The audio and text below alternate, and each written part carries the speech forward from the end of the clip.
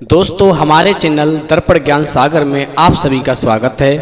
तो सभी भाइयों को जय श्री राधे जय श्री कृष्णा। अच्छे लोगों की मृत्यु जल्दी क्यों हो जाती है?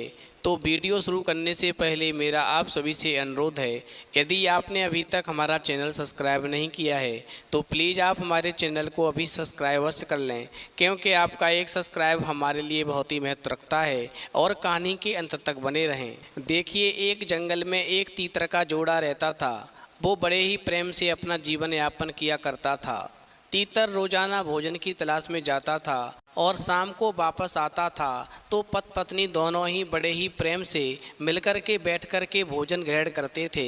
इस प्रकार तीतर और उसकी पत्नी के जीवन का सफ़र बहुत ही अच्छी प्रकार से व्यतीत हो रहा था। मित्रों, एक समय ऐसा आ जाता है कि तीतर की मृत्यु हो जाती है। अब जो तीतर की पत्नी थी वो बहुत ही परेशान होने लगती है और मन में विचार करती है, हे प्रभु, आखिरकार हमने किसका बुरा किया जो हमारे पति की मृत्यु इतनी जल्दी हो गई। अभी उनकी उम्र ही क्या थी। अब मैं अपने पति के बिना अपना जीवन कैसे जी पाऊंगी। अब इस प्रकार से तीतर की पत्नी ने खाना पीना छोड़ दिया।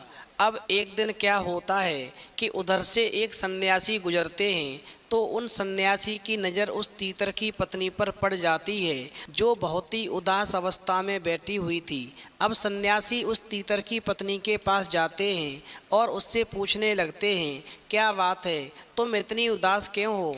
अब तीतर की पत्नी कहती है, महाराज, हमने और हमारे पति ने कभी भी किसी का बुरा नहीं किया, फिर भी छोटी सी उम्र में हमारे पति की मृत्यु हो गई।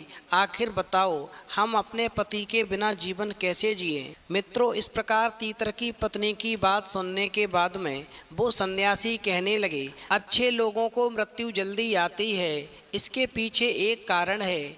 आज मैं तुम्हें पूरा वृतांत सुनाता हूँ।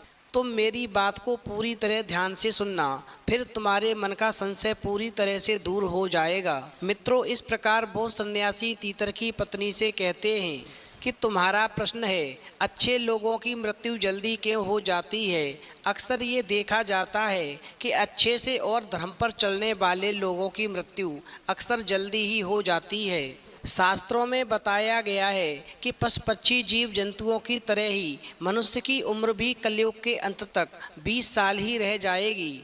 अब सन्यासी तीतर की पत्नी से कहते हैं कि धर्म कोई सा भी क्यों ना हो, हर किसी में ये बताया गया है, जिसने इस धरती पर जन्म लिया है उसकी मृत्यु निश्चित है। और अगर बात सनातन धर्म की करें तो इसकी एक मान्यता के अनुसार बच्चे की जन्म के छठी रात ही ब्रह्मा जी उसकी किस्मत लिख देते हैं, जिसमें उसके आने वाले कल जैसे विवाह, पढ़ाई, नौकरी, यहाँ तक कि मृत्यु की तारीख तक शामिल होती है। अब सन्यासी तीतर की पत्नी से कहते हैं कि कर्मों के कारण मृत्यु होती है।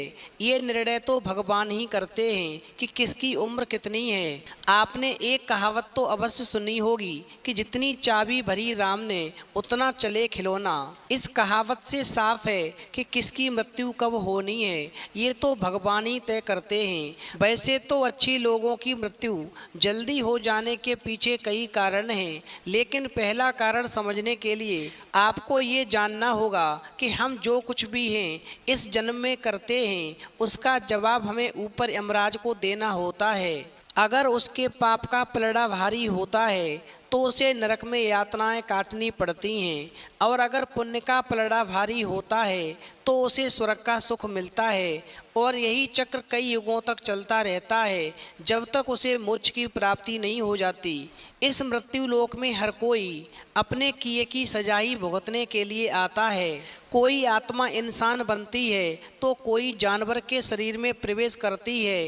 ये उसके संचित कर्मों के आधार पर ही तय होता है। इसके अलावा उसे जन्म देने वाले माता पिता के संस्कार भी उसके अंदर आते हैं। इसके बाद वो जो भी कर्म करेगा उसके हिसाब से उसे पुण्यात्मा या फिर दुरात्मा कहा जाता है।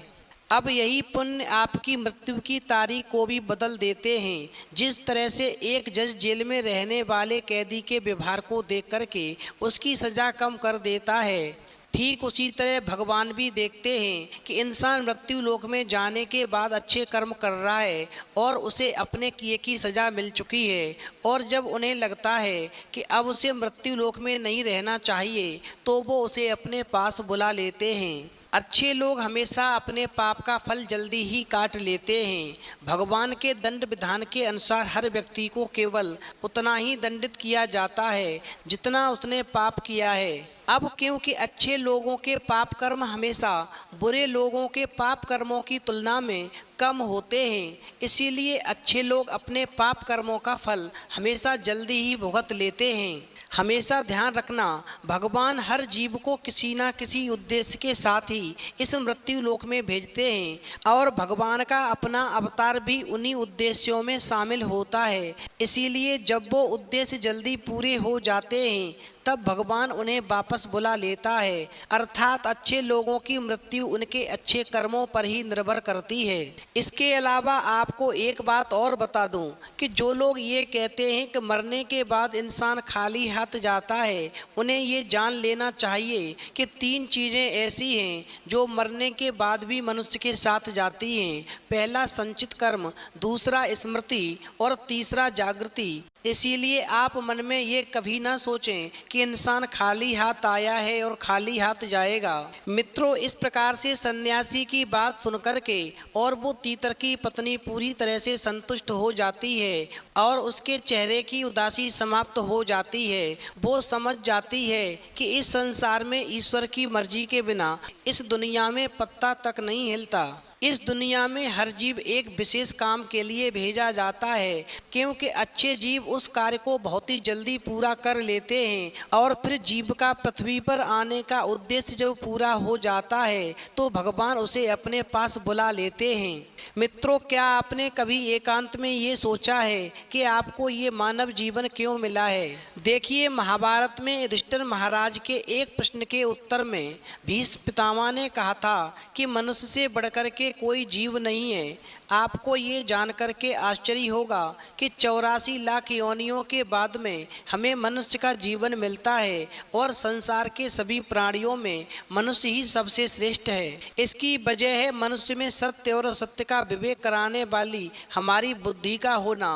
लेकिन इस धरती पर हम दुनियादारी के चक्र में कुछ इस तरह फंस जाते हैं कि हमारी बुद्धि सीमित दायरे में ही सिमट कर रह जाती है। हम सांसारिक सुखों को ही सब कुछ मान करके उसमें लिप्त रहने में ही अपना सौभाग्य और अपने जीवन की सफलता समझते हैं। यही गलती हम कर जाते हैं, क्योंकि इसके बावजूद कोई भी व्यक्ति ये दावा नहीं करता कि वो पूरी तरह से सुखी है। सच्चाई ये है कि हमें सामान्य जीवन के उद्देश्य की पूर्ति के लिए निरंतर प्रयास करते रहना चाहिए। ये सच है कि अपने और अपने परिवार का भरण पोषण की जिम्मेदारी हमारी है, लेकिन क्या आपको ये मालूम है आप कहाँ से आए हैं और किसको कितने दिनों तक या कितने सालों तक इस जगत में रहना है और आपकी मंजिल क्या है? तो इन प्रश्नों के उत्तर में ज़्यादातर लोग यही कहते हैं कि पता नहीं। ऐसे लोग बड़े ही अजीब होते हैं।